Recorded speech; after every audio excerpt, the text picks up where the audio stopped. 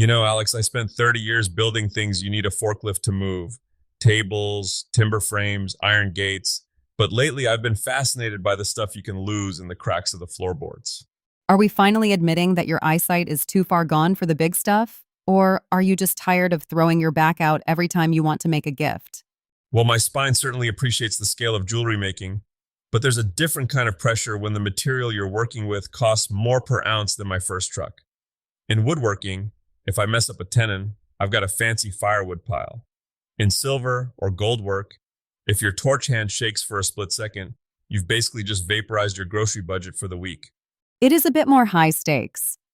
Today we're diving into the world of small-scale metalwork and jewelry. Everything from stringing beads to the actual fire and hammer side of metalsmithing. Tiger, where does a person even start without needing a specialized degree or a vault full of bullion? Honestly, it starts with the three musketeers of the jewelry bench: the round nose, the chain nose, and the side cutters. And I don't mean the rusty ones from the trunk of your car. These are precision instruments. If you try to bend a delicate silver head pin with house wiring pliers, you're going to leave teeth marks all over that metal like a frustrated toddler.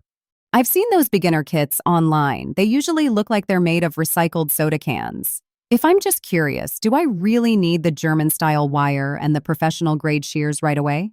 It's the classic maker's dilemma. You don't need a $500 setup to see if you like the craft, but if you buy the bargain bin wire that's essentially painted copper, it's going to flake and snap. Then you'll think you're bad at it, when really, your materials were just fighting you. I always tell folks to grab a spool of decent dead soft copper or sterling silver filled wire. It's forgiving. It moves where you tell it to stay. Dead soft. That sounds like a description of my cardio level. What does that actually mean in metal speak? It's all about temper. Metal has a memory.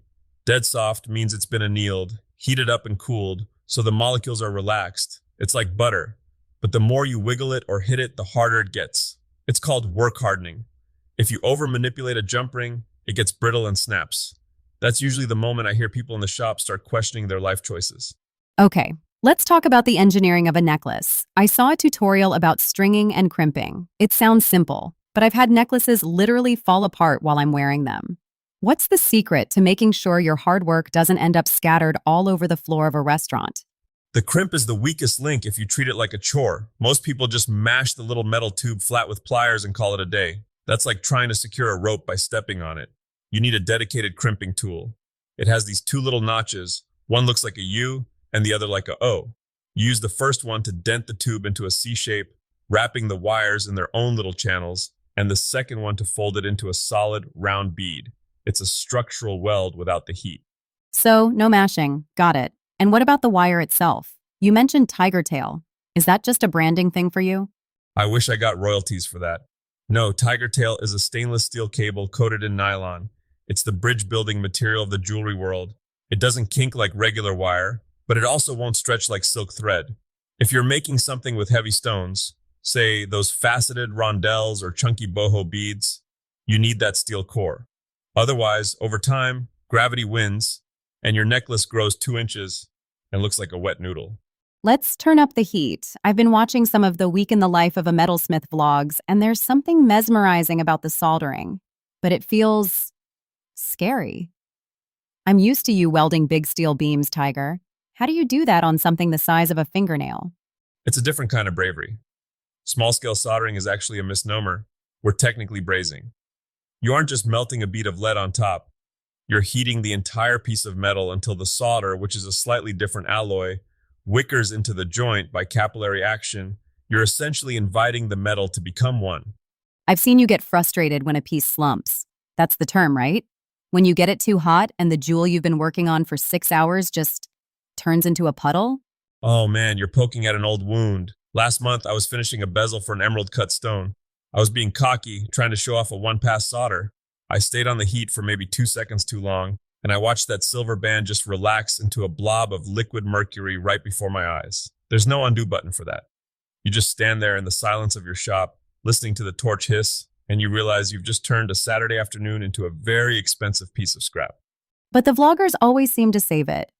I saw one where she thought a ring was beyond saving, but she filed it back, resoldered a new shank, and it looked better than the original.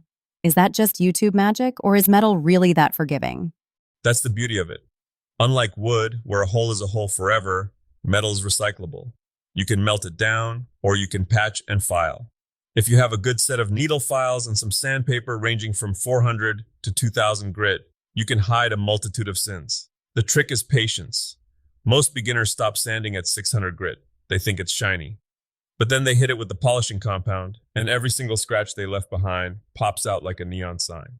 Like a high-definition TV showing every wrinkle on an actor's face. Exactly, you have to earn that mirror finish. Talk to me about the setup. I noticed your jewelry bench is way higher than your woodworking bench. My chin is almost touching the table when I sit there. Why the weird ergonomics? Because you're doing surgery, not carpentry.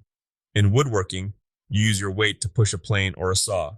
In jewelry, you need your eyes 6 inches from the workpiece. If the bench is at waist height, you'll be hunched over like a gargoyle within 20 minutes. A proper jeweler's bench sits at chest height so you can sit upright, elbows tucked in, supported. And that bench pin, that little scrap of wood sticking out, that's your best friend. It's your anvil, your vise, and your stabilizer all in one. And the catch-all tray underneath? Be honest, how much gold have you mined out of that tray at the end of the year?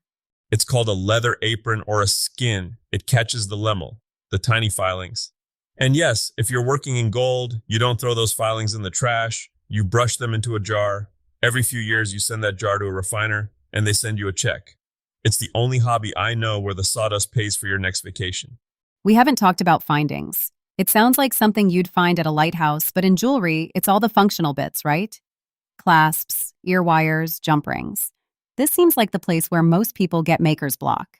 Findings are the hardware. It's easy to get overwhelmed because there are 10,000 types of clasps. Lobster claws, toggles, magnetic barrel. My rule of thumb, match the clasp to the wearer's lifestyle.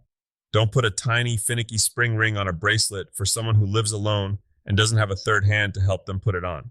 Use a toggle. It's gravity-fed and easy. And the jump rings. I've seen people pull them apart like they're opening a bag of chips. You've threatened to kick me out of the shop for that. Because you're ruining the circle. Never pull a jump ring open by widening the gap. You twist it laterally like a swinging gate. That way the metal maintains its circular tension. When you twist it back, the ends click together perfectly. If you pull it wide, it'll never be a perfect circle again. It'll be an oval of shame. Oval of shame. I'm putting that on a t-shirt. You know, at the end of the day, whether you're making a simple pair of earrings with some tiger tail and a few Jesse James beads, or you're sweat soldering a complex silver housing for a faceted stone, it's about the same thing. It's about taking something raw and making it personal. It feels more intimate than a bookshelf. You're making something that someone is going to wear against their skin. It's a gift that travels with them. Beautifully said. And as a takeaway for everyone listening, don't let the preciousness of the material paralyze you. It's just metal. If you bend it wrong, bend it back. If you melt it all the way and start over. The only way to learn how the metal feels is to mess up a few ounces of it. Just maybe start with copper before you move to the family heirlooms. Solid advice.